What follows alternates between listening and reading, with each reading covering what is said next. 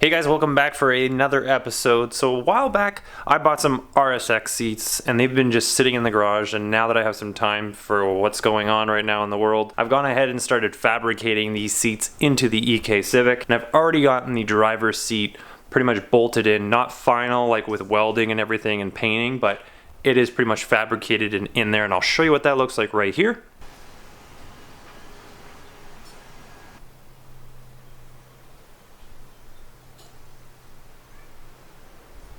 So what I'm going to do is I'm going to go through the whole process of how I built that for the passenger side. I've seen a few forums online on how people have done this, you know, this swap, but I really haven't seen anything really nice and clean. If you do this, you might have an option of doing it this way, because I found that this works pretty good so far. So the first thing that I'm going to actually do to get this started is I'm going to drill out these rivets here, and then after I get that done, I'm going to take an angle grinder to the outside welds here, and then I'll be able to pull this off without damaging the rail.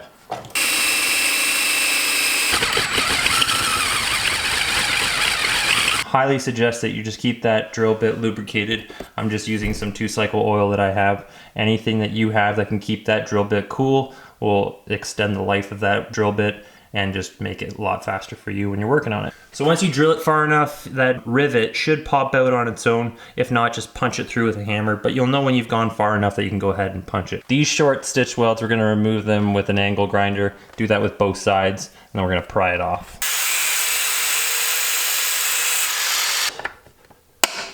Just like that.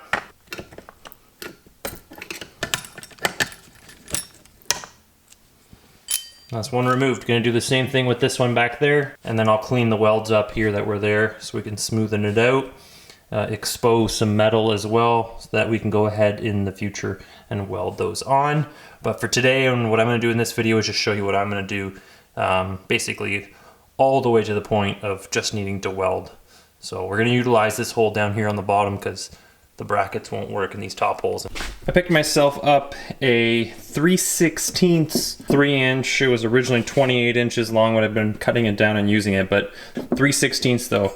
You need some pretty heavy gauge steel here because we need this to be safe, obviously, right? So the inside bracket that we're gonna work on, I'm gonna take it off the driver's side. Basically, I'm gonna replicate it so it's exactly the same. Like, I'll show you what I mean. I'm just gonna pull it out. Here is the piece that I mocked up. This is the one that's on the driver's side that sits closest to the shifter knob. Notched it out a bit here so it could fit inside a little cleaner. I have 2 holes here, but you really don't need 2 holes. I was just kind of trying to do some measurement and adjusting. You really only need to make 1 hole. It all depends on how you bend this and how good you bend it, because that'll change the length of where we're gonna be mounting it. But this is a 1.5 inch by, I think, 6 or 7 inch piece. 7-inch piece that I cut out, and I already have an extra one here. Yeah, it's a 7-inch piece. So 1.5 by 7.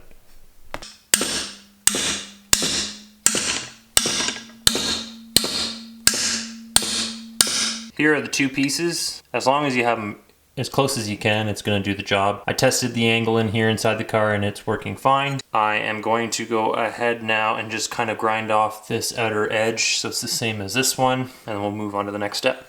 I can go ahead and actually just replicate the locations of the holes, drill those, and you know, that bracket's almost done. Almost.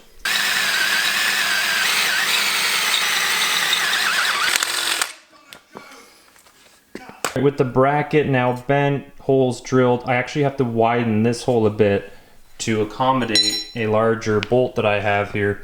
Now with this bolt, I actually have to sand down or grind down a little bit off the head here. It won't fit inside the channel in here. If I slide the rail back and forth, it'll catch if it's on this height of the bolt. So the idea is to sand this down, not all the way, pretty much a little thicker than the washer, and it'll be just enough to keep the strength in here, but at the same time it'll allow it to slide back and forth with ease.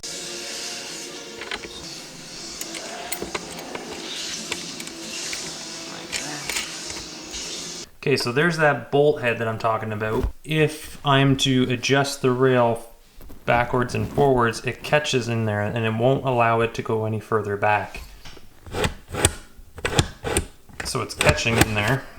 So I'm gonna take that bolt out, I'm gonna hit it with the grinder, flatten it down, and I'll show you what I mean, how it looks like when it's done. It almost looks like a rivet, but it's not. But it serves that purpose, to be able to function the same way like it did before.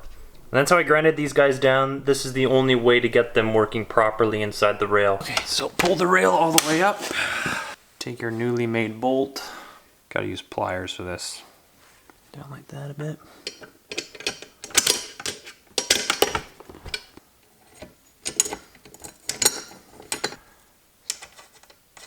All right, so that one's done, and I'm gonna go ahead and put it inside the car, test it out, because we need to, this bracket right here on the back, we actually don't do anything to it. This is perfect. This is the one you're gonna use no matter what. And I'll show you why as well, but we're using this one as the guide for everything, because positioning, it's the best one.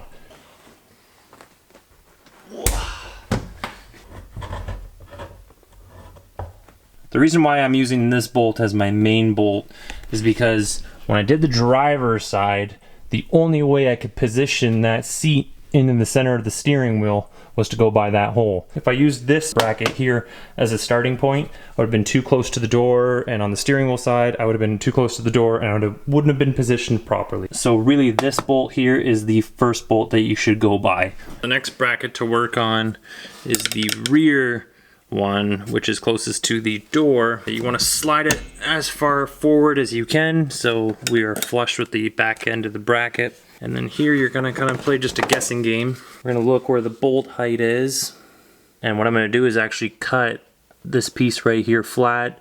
I'll straighten this, I'll basically bend it so I flatten it out, and then I'll drill a hole right there, which should take care of the second last mounting point.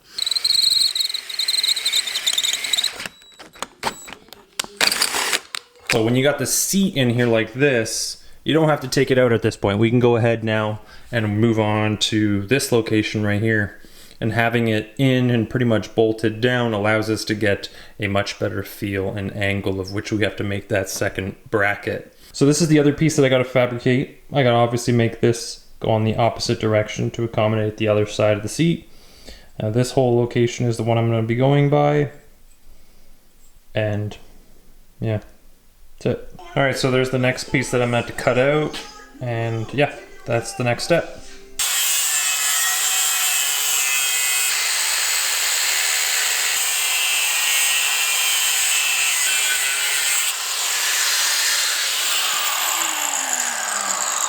So there's the piece cut out. Now it's actually a little shorter than this one. There's this spring-loaded piece right here that interferes with it, so I have to actually have it shorter so it fits in there. So once I get this bent, it'll pretty much be flat to it, and it'll give me room to have that hole there, no problem. But a little shorter, that's how we're looking like. Pretty clean, pretty simple. Put it in the vise, hammer it in, bend it over, see how it looks. So there's those pieces, a little shorter on purpose though. And I'm gonna go ahead now, and I might actually just mock fit it in there to make sure that these holes line up, but they should if I was just to match the distance between them. But just to be safe and sure, I'm gonna go ahead and test it on there before I make any markings and any drill locations. Passenger front side here is mounted, this rear is mounted, and this one is also mounted. Put on that bracket right there, so now I gotta actually just add some weight to the front of the seat here and position where that bolt is gonna go. So I'll probably end up loosening that one over there off, so I can lift up the seat, look at the bolt location, put it back down, and then dot it with a marker. It's hit and miss, but if you take your time, you should be able to nail it pretty good. So I'm gonna try my best just to make one hole and no more. So with this final hole drilled, looking nicely centered in there, I'm gonna go ahead and install it, see how everything fits. There you go, those are all installed. These are mounted nicely. Mounted there nicely, same with the backs. This stuff right here, this stuff I might clean up. When I take this off, I might take a little bit off here, a little bit of material, and clean it up around these. And obviously when I'll probably make markings and I'll make welds, but right now they are pretty much in there and they look quite nice. I'm actually really happy how these turned out. Driver's side brackets. Here's that one. There's that one.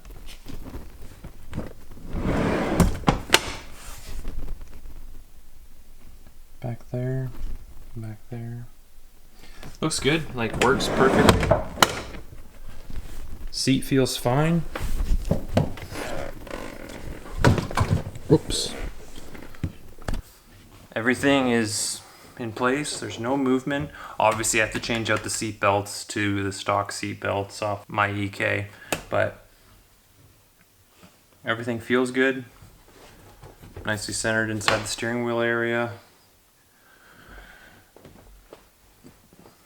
Pretty good for 180 bucks. What else? Yeah, RSX seats in a Civic.